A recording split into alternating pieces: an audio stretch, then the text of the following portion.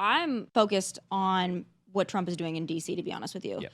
And I think it's incredible. And I think that the liberal outrage to it, some liberals are smart enough to realize, and they call it a trap. It's really not a trap. Yeah. Like, there's no trap here. You guys are just dumb, and you pick all the wrong arguments and all the wrong fights. But what I've seen from liberals all week long is them trying to convince people who are unsafe and feel unsafe that they are actually safe and shouldn't feel unsafe.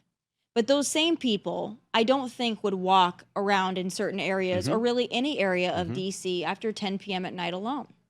Yeah, everyone knows the truth. It's just a massive gaslighting campaign. But whenever we talk about any issue of safety, it always comes down to the same thing of they say these things and then they go back to their wealthy, mostly white areas. They say these things and then they hide behind their armed security. Like, it's always these people who are also saying, like, you don't need a gun at home. Yeah. But then they have guns at home. They have armed security 24/7. It's the idea that there are classes in America where certain people should just accept their lot. They should accept constant lack of safety, constant threat of violence. There's also the racism here, which is the complete mirror opposite of the racism they're claiming. They're accusing Trump of being racist for enforcing the law, which often impacts black perpetrators. But then they also ignore the fact that the vast majority of the victims in places like DC are also black, but they don't count. Those black victims don't count. Yeah. So where's the racism there? Really, they're showing their colors. All they have to do is stand back and enforce the law.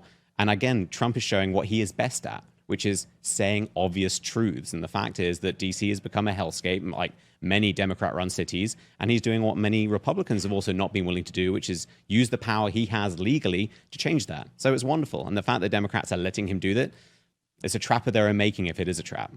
And I think if they're honest with themselves, those that live in wealthy areas and have security but have to walk around in DC, like those who do television or reporting, they're very happy that President Trump is doing something, because there's just no sane person out there who's a good, decent person that just wants to go to and from work, that doesn't want a more of a security presence there. Like, if I was walking around there and I saw a National Guardsman, I'd feel a hell of a lot better.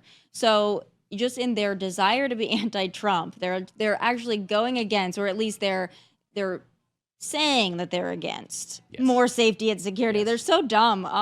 I don't think, usually we worry about the midterms if you're the party in charge, but if they keep down this road, boy, I don't know. I think it's looking pretty good. I mean, it's also, again, this is Trump's best kind of platform, best topic by far. Like, we've talked about this, for well over a year at this point. Of the economy, there's a reasonable debate there on both sides. Foreign policy, there's always going to be a debate because you can't please everyone.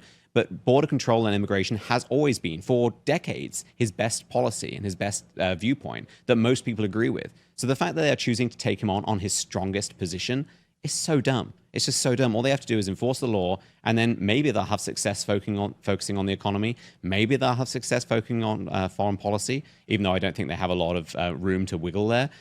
But in terms of law and order, when the vast majority of Americans don't want to be stabbed outside their front door, they don't want people shooting up drugs on their front doorstep, they want to be able to drive to and from work without being carjacked. These are such obvious things. The fact we even have to have this discussion says a lot about how down the toilet a lot of these cities have gone.